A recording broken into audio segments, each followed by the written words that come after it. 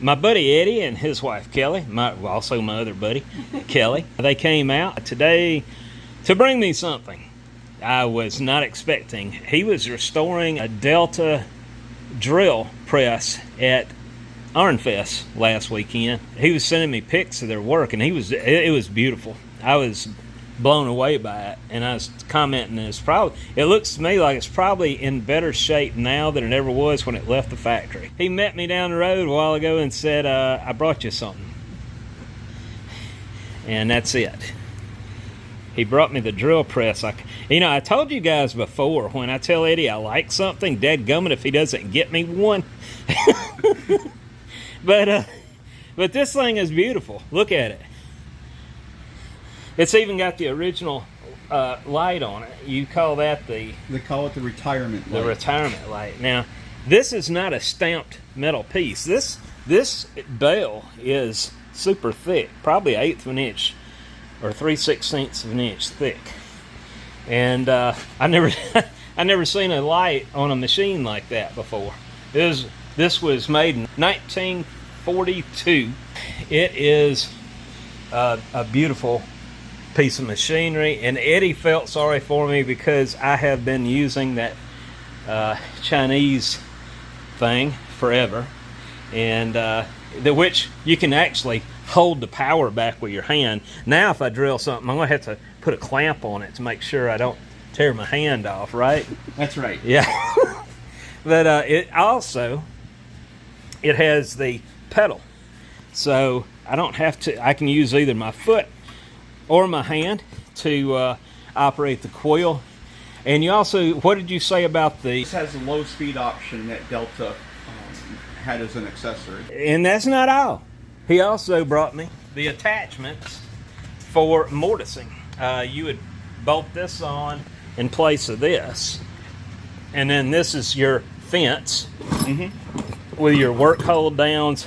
Included with that is the mortising chisels. We said we got a 1/4 inch, 3/8, and 1/2 inch, I believe. That's correct. I'm almost speechless. I was not expecting this to be coming to my house when Eddie was showing me pictures of it. And it was restored by a very talented team up at Arnfest. And it is routinely said, just what you stated a moment ago, that the item that's restored by those folks is better than when it came out of the factory. Oh, I believe it. I believe it. Because I know when in the past when you've told me y'all would strip the paint down, you'd find all kinds of filler in castings. It made me feel better about the work we do here, for sure. In fact, I mentioned you several times up there where I was cleaning and getting something ready for paint, and I found some inclusions in the casting. And I said, I've got to get Clark up here to look at this because he is so fussy. He finds a little pinhole. That'd be rejected here, wouldn't it? It would be rejected here at Windy Hill Foundry. You'd be surprised at what Delta and Powermatic and everybody else put out there. Yeah. They just hit it with a little bit of glazing compound and some body filler.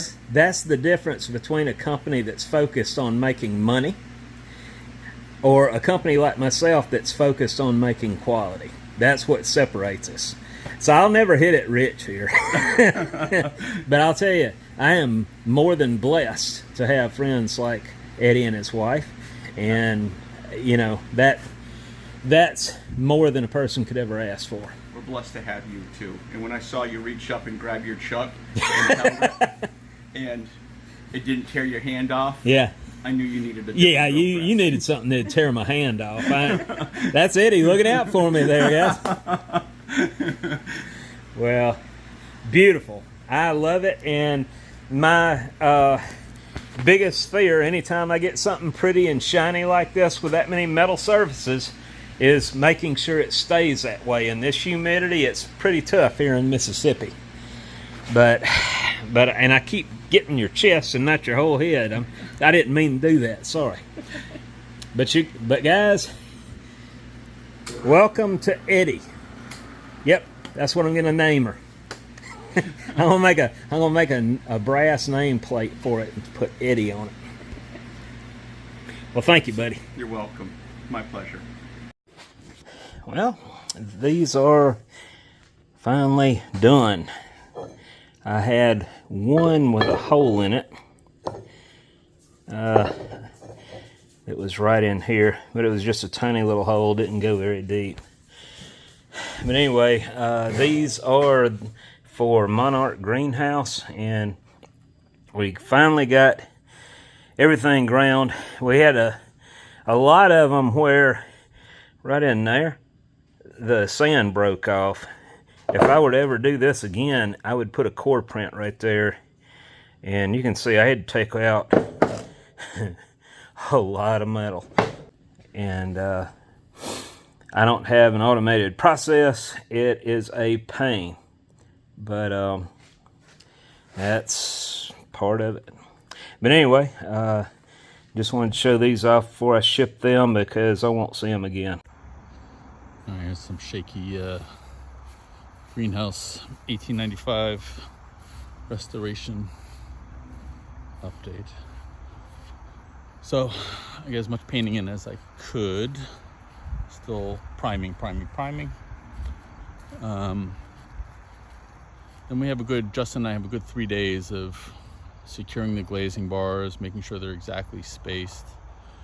Hanging, I just have the sash clipped in there with wire ties, but the hinges have to be tapped into the underside of the cast iron gutters and be hung. I'm bringing home the roof sash. I ordered it. I have to remill a whole bunch of pieces to be able to put those back together. Rebuild the front gable. But yeah, we have a good 3 days of getting this thing shored up, then a final paint job, and then it'll be ready for glass. My friend Mark is digging in his archives. I need a few more of these, and more importantly, for the galvanized pipe supports, because the span here is pretty good. So these were here for shear support. There's an attachment. So at each girder, we're gonna put back one of those again before the glass goes in. When the wind shear will be testing the structure of the span. Got the wall out of here. There's the door. I have all the glass ready to order, so I'm gonna pull the trigger on that next week. I didn't want to do that until I had all the glazing bars in and set, just to make sure there's no adjustments or tweaks needed. But once it's all white, it'll look very elegant, and then of course once it has glass in, it'll be brilliant.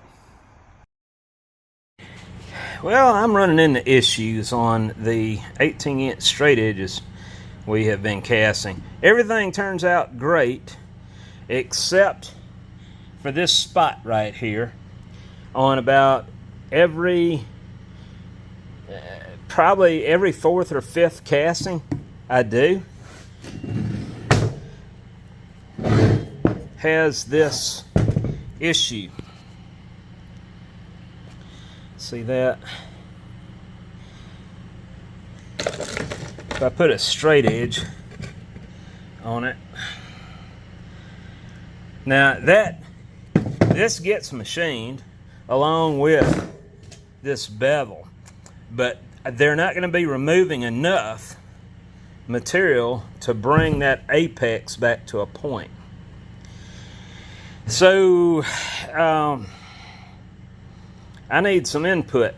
My thought is, as you can see, this is molded down. All this is up. My thought is I have some sand breaking loose. Now this is pre-molded into the mold. I do cut this runner to join into this runner. And my first thought was, maybe originally I was running my runner right into here, so that leaves just a little pillar of sand. And I was thinking, okay, it must be washing that little pillar out and bringing it all the way down to here. But I don't see any evidence in the runner system or anywhere else in the casting where I am flaking off sand. This is straight out of the mold. Other than that one little spot right there, which possibly could make up for the difference of that?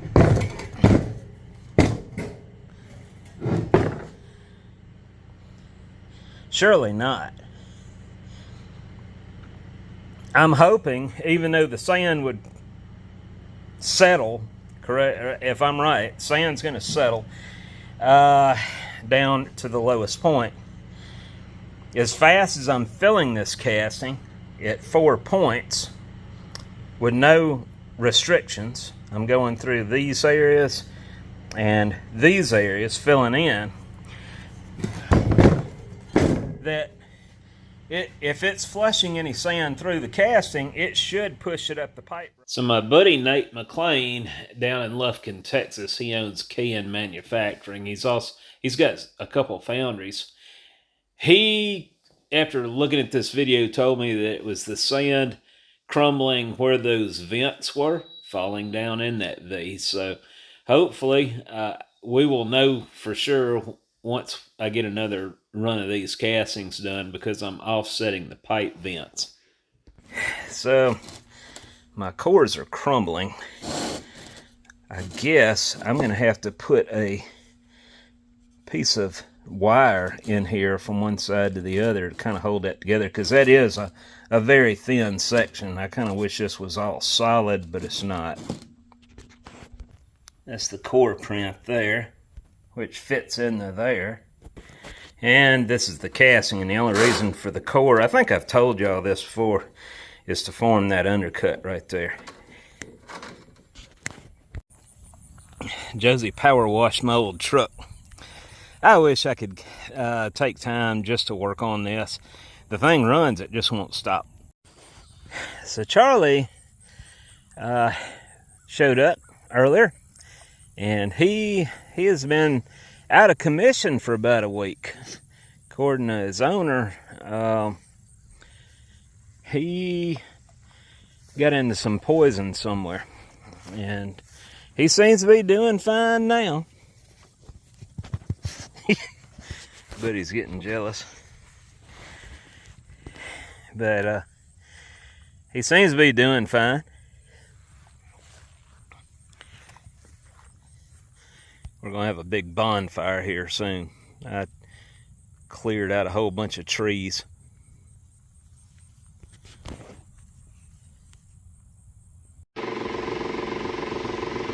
What's on your mind, Charlie? Are you bored? You're bored because I'm working, right?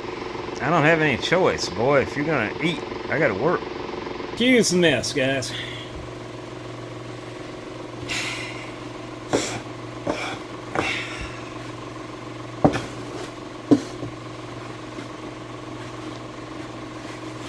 I'm on the last of these cores. Finally. Took me 4 days to get to this point between trying to figure out how to do it. I screwed up a lot. Thus the mess that you're looking at. I had to abandon my sodium silicate cores just to get this to work. And honestly, other than the stench of the oil that I got in this sand, I'll probably from here forward go to using linseed oil. That was what they used 150 years ago, and it still works good today. So I was running into problems with my sodium silicate cores being, they would not release from that box. The box does have a draft angle that goes down in there. So everything's tapered and should slide out of there, right? Not with sodium silicate. So I had to dig out my ancient foundry book from 1903 and get the right concoction for this to work. So what I'm using are 140, 150 year old cores. But like I said, based off of the results I'm finally getting, this is probably my go-to method from here forward.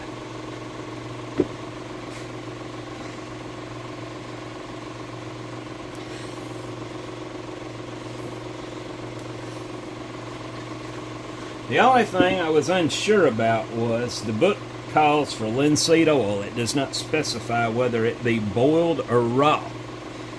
And that was probably back in the days before they boiled it, apparently, for them not to specify it.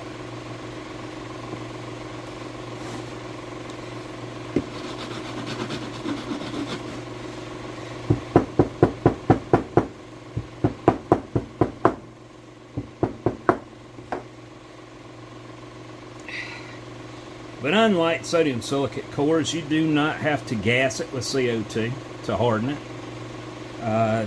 And it does not air harden by itself. So you can leave a bucket of this open for 2 or 3 days working on it.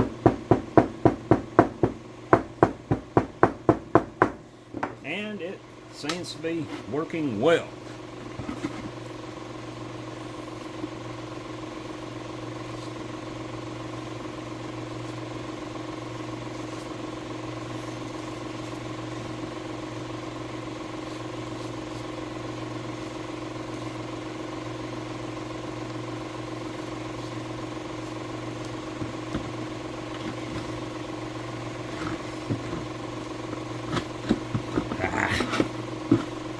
Poor old bucket's about had it.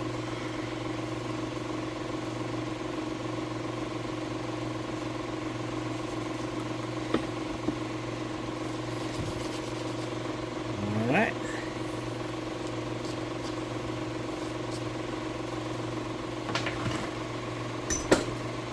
I'm wrapping this differently than I would with the sodium silicate.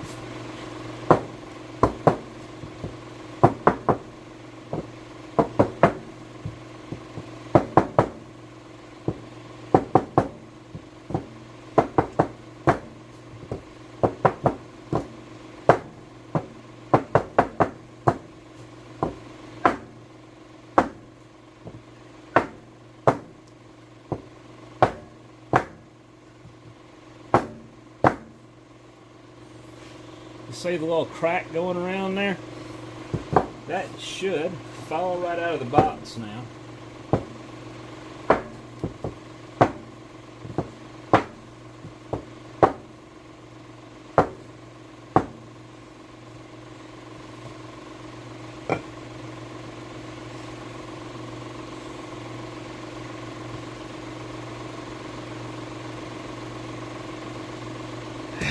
Cracked it a little bit, but anyway, it's good enough. Good enough to go ahead and from here I'm going to be putting it in the kiln and baking it at 325 for about an hour and a half, and then I'll show you the results. Well, these are finally done. That's the core box. And I got 1, 2, 3, 4, 5, 6, 7, 8, 9, 10, 11, 12, 13, 14, 15.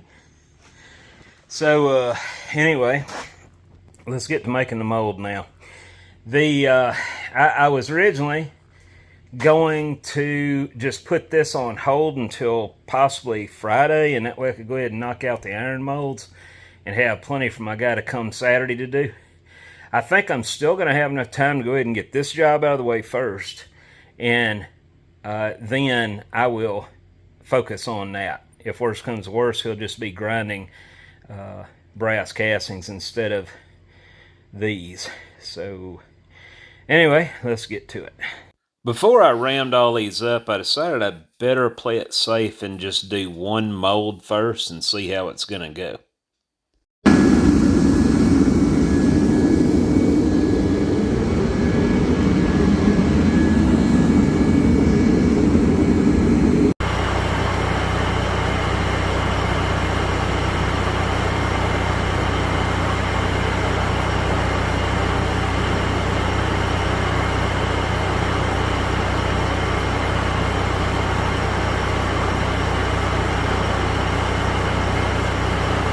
Well, this is the sample casting that was poured at the foundry they used to use.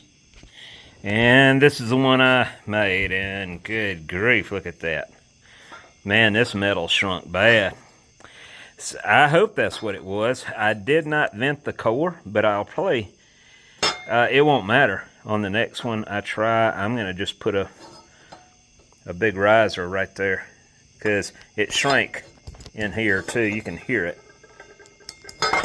Now, it's definitely hollow in here, but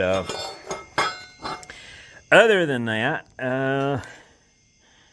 the core worked, I guess. I don't know. That's a crappy looking casting, but that's not really something I would prefer to let leave out of here either.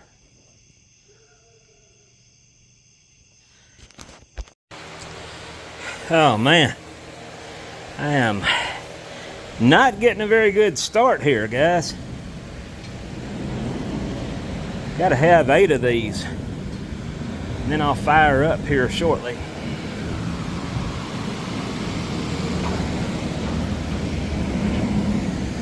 Yeah, don't move on my account, Charlie.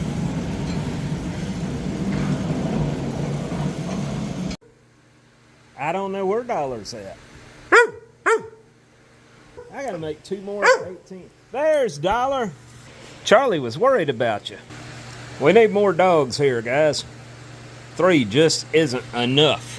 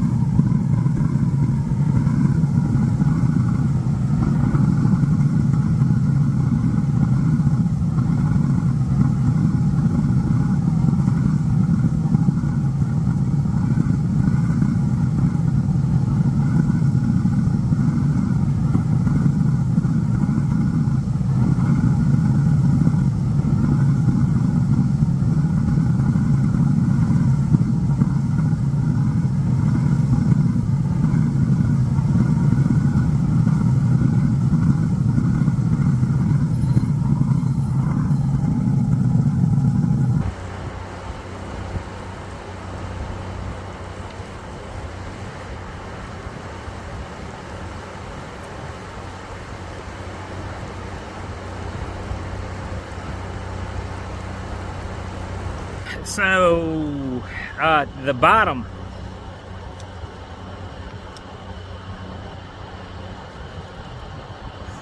well, if I haven't said before earlier in this video, I didn't re-ram a new bottom because I didn't crush the gasket.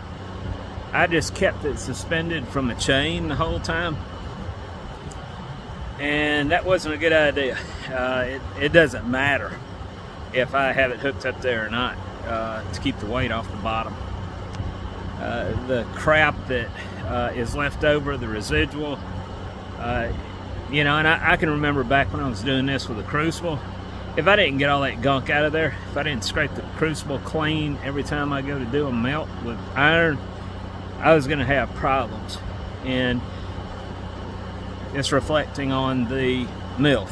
So,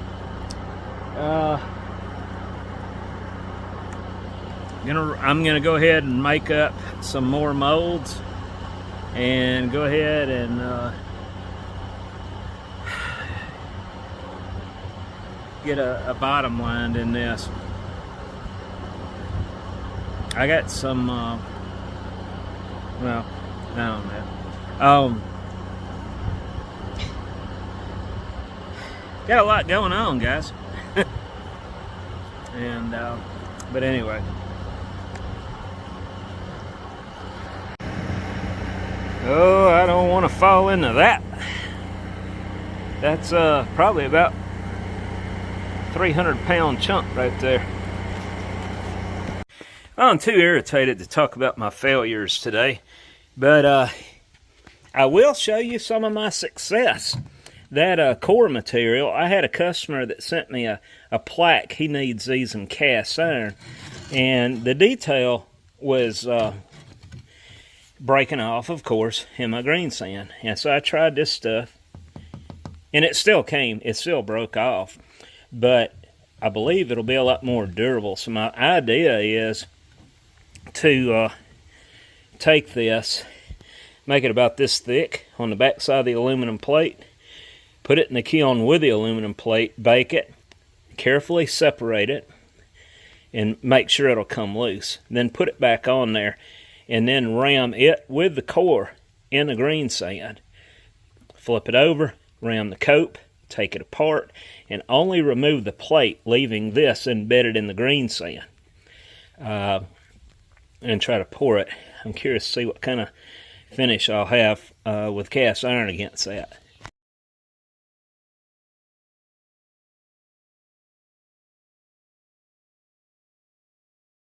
For those who have been asking about the Windy Hill Foundry hats, these are now available on my website, windyhillfoundry.com, under stores, or you can click on the above link.